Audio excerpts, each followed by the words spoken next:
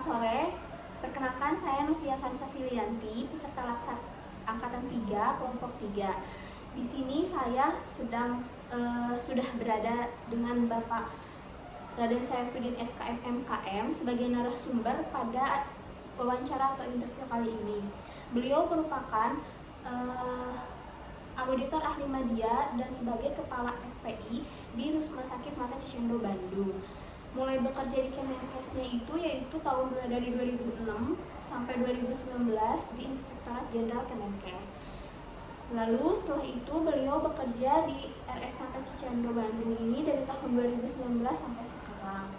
Interview kali ini bertemakan tentang bagaimana cara Rumah Sakit Mata Cicendo Bandung dapat tetap menjadi pilihan bagi masyarakat di masa sekarang ini dan dapat berdaya saing. Apa saja yang dapat dilakukan?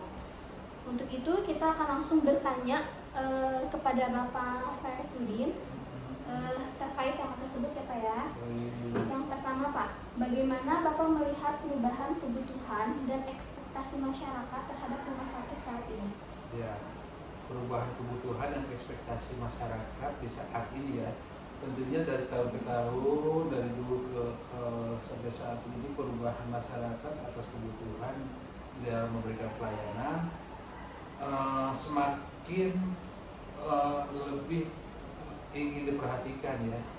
Artinya berbeda mungkin kalau dulu orang datang karena butuh, saat ini malah kita yang harus memberikan pelayanan yang lebih baik. Artinya dari sisi sikap dan perilaku daripada pegawai maupun dari kondisi secara fisik di rumah sakit. Dari tahun ke tahun kita selalu memberikan saya melihat adanya perubahan-perubahan yang cukup signifikan dari sisi fisik juga ya. Semakin tahun semakin baik. Mungkin itu ya dari sisi kebutuhan masyarakat. Ya, betul. Lalu selanjutnya menurut Bapak, apa tantangan terbesar yang dihadapi rumah sakit saat ini untuk menjadi pilihan utama masyarakat? Karena kan maksudnya mungkin berbagai macam rumah sakit ini banyak ya Pak ya, khususnya di Bandung. Cuman yang menjadi tantangan terbesar apa agar masyarakat itu bisa mau datang ke rumah sakit Mata Cicendo ini? Tentunya kita tidak menutup mata, pasti lingkungan sekitar pelayanan kesehatan semakin hari semakin tahun ada yang bertambah, yang menjamur, bertambah dari mulai klinik, mulai rumah sakit swasta yang bergerak di bidang kesehatan mata. Nah di kita untuk tetap bisa bersaing, tentunya kita harus tetap menjaga kualitas pelayanan dari mulai waktu tunggu pasien, termasuk yang tadi disebutkan keramahan dan memberikan pelayanan dari sisi fisik gedung maupun dari sampai toilet dan lain-lain yang kita perhatikan, walaupun memang di sini ada keterbatasan untuk pengembangannya. Artinya dari sisi luas ya, kalau dari sisi luas harusnya dari mulai tempat parkir yang sangat memadai. Nah di kita memang ada salah satu keterbatasannya, tempat parkir kita itu sudah terbatas karena bangunan kita sudah cukup maksimal untuk bangunan itu. Baik Pak. Untuk selanjutnya di era perkembangan teknologi saat ini nih ya Pak ya, seberapa besar peran teknologi digital dalam meningkatkan daya saing rumah sakit? Nah ini salah satu tantangan juga teknologi ya, digital, sosial media. Artinya kita pun tidak ketinggalan dalam hal teknologi digital, baik dari sisi pemasaran. Kita selalu memberikan baik dari mulai TikTok, melalui Facebook, melalui Instagram maupun media lainnya, kita memberikan selalu memasarkan apa pelayanan yang ada di kita. Kemudian apalagi ya, untuk pelayanan individu pasien. Pelayanan individu pasien saat ini kita kembangkan pula pendaftaran secara online.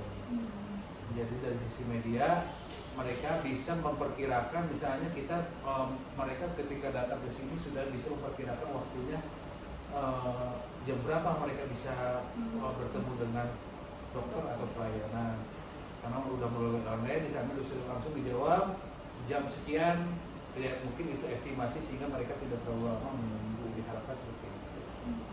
Berarti memang perubahan-perubahan yang berkaitan dengan teknologi itu sendiri memang sudah diterapkan ya Pak ya? Sudah diterapkan secara bertahap ya, termasuk juga untuk pelayanan pasien, misalnya untuk medical record yang dulu mungkin kita manual ditulis riwayat penyakit, diagnosa dan lain-lain. Sekarang sudah ada mungkin 70 atau 80% sudah melalui IMR. Jadi pencatatan melalui secara digital. Jadi ya itu kita mengikuti zaman. Pak. Untuk selanjutnya Pak, menurut Bapak peran manajemen risiko dan kepatuhan hukum dalam menjaga keberlangsungan rumah sakit ini seperti apa ya Pak? Peran manajemen risiko? Iya. Ya, kita ada sub manajemen risiko yang berada di komite mutu.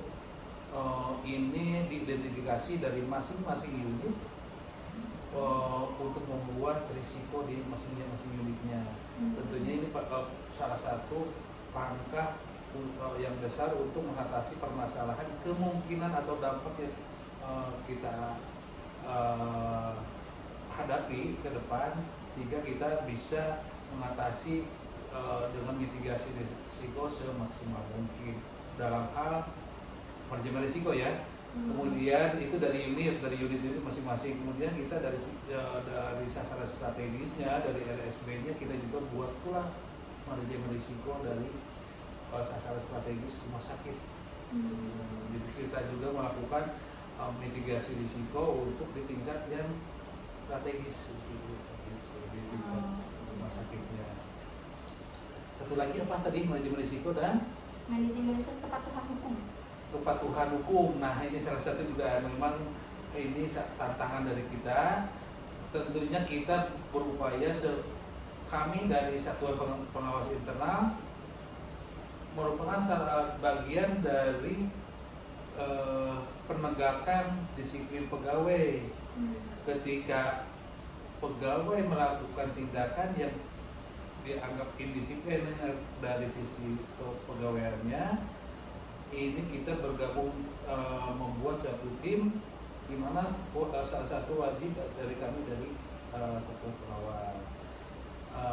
Ini kita terapkan sesuai dengan peraturan yang berlaku sebagai efek jerah, sehingga diharapkan tidak terjadi di pegawai yang lain.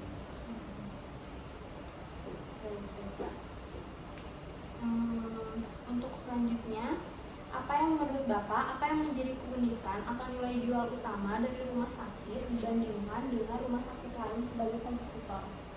Keunikan kita ya, artinya kita punya kelebihan. Di satu sisi kita secara perbandingan mungkin dari mulai alat kesehatan, kita termasuk rumah sakit yang mempunyai peralatan yang cukup canggih. Kemudian keduanya, dokter-dokter kita spesialis mata yang sudah mempunyai tambahan pengetahuan baik dari dalam maupun luar negeri, sehingga bisa dikatakan punya subspesialisnya, sehingga mempunyai pemahaman yang lebih fokus, misalnya untuk glaukoma, untuk katarak, masing-masing punya dikatakan semacam subspesialisasi. Kalau mata kan spesialis mata. Nah, rata-rata ini di rumah sakit lain masih spesialis mata umum, spesialis mata. Kalau di kami udah spesialis mata, mereka punya keahlian-keahlian yang secara khusus, baik itu dari sisi yang lebih sub lagi, spesifik, sehingga yang lain insya Allah lebih baik lah barangkali ya, pemahamannya. Jadi memang dibandingkan dengan rumah sakit lain, hanya disinilah dokter-dokternya yang punya keahlian khusus di bidang-bidang tertentunya gitu ya Pak. Jadi mereka lebih detail untuk melakukan pemeriksaan dan lain sebagainya, tergantung dari penyakit mata. Kan penyakit mata itu pasti jenisnya beda-beda ya Pak ya. Betul. Jadi karena di sini memang banyak sekali spesialisnya, jadi otomatis pasien pun akan diperiksa oleh dokter-dokter yang Yang lebih sesuai ahlinya. dengan Betul. apa namanya, penyakit matanya itu sendiri, gitu ya Pak ya. Sesuai dengan kompetensinya ya. Ya, betul. Lalu bagaimana cara rumah sakit menciptakan inovasi layanan yang benar-benar dibutuhkan masyarakat? Nah, saat ini kita sebetulnya banyak penelitian ya terkait dengan penelitian-penelitian yang terkait dengan penyakit mata. Pertama dari sisi penelitian, kemudian yang kedua dari sisi jangkauan pelayanan. Kita membuka beberapa klinik mata di daerah. Saat ini sudah ada di Klinik Mata Garut. Ke depan ini untuk mendekatkan dengan masyarakat ya, artinya lebih masyarakat tidak jauh-jauh untuk wilayah-wilayah yang lain untuk bisa langsung ke Cicendo. Kita bisa mendekatkan ke masyarakat dengan klinik mata di berbagai daerah. Sebentar lagi nanti di Cibinong rencananya. Dan kebetulan di tahun 2023 kita ini ada merger antara Rumah Sakit Mata Cicendo dengan DKMR Cikampek.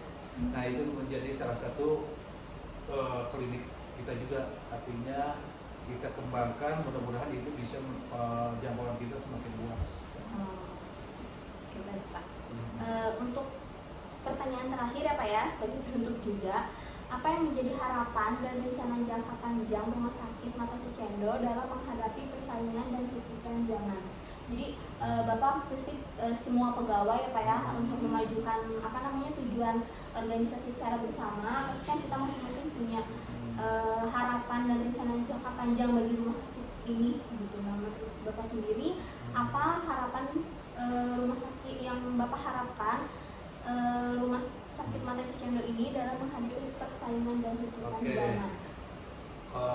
Dari sisi persaingan dan tuntutan zaman, kalau saya sih karena dari sisi pengawas, kalau mungkin secara umum tentu tetap menjaga kualitas dari pelayanan, memperbaiki semua masukan kritikan atau dari komplain dari pasien, dan yang ketiga yang utama adalah menjaga dari sisi hukum, artinya tidak ada pegawai yang tersangkut kasus hukum, sehingga kita dari sisi pengawasan salah satunya memberikan bukan nasihat tapi lebih motivasi untuk tidak menerima gratifikasi, korupsi dan lain-lain. Mungkin itu harapannya ke depan itu tidak ada yang terkena atau yang tergoda oleh kasus hukum. Iya, betul. Karena itu juga sebagai salah satu nilai integritas kita sebagai ASN ya Pak ya, untuk menciptakan apa namanya nilai-nilai dasar ASN agar bisa lebih terjamin lagi juga kualitas rumah sakit atau sebagai salah satu satker dari Kementerian Kesehatan. Seperti itu ya Pak ya. Baik Bapak, terima kasih atas kesediaannya karena telah mengikuti wawancara ini. Sekian saya tutup atas wawancara ini. Semoga apa yang disampaikan oleh Bapak Saifuddin ini dapat memberikan masukan dan ilmu baru serta pembelajaran baru bagi kita semua. Saya tutup. Wassalamualaikum warahmatullahi wabarakatuh. Waalaikumsalam.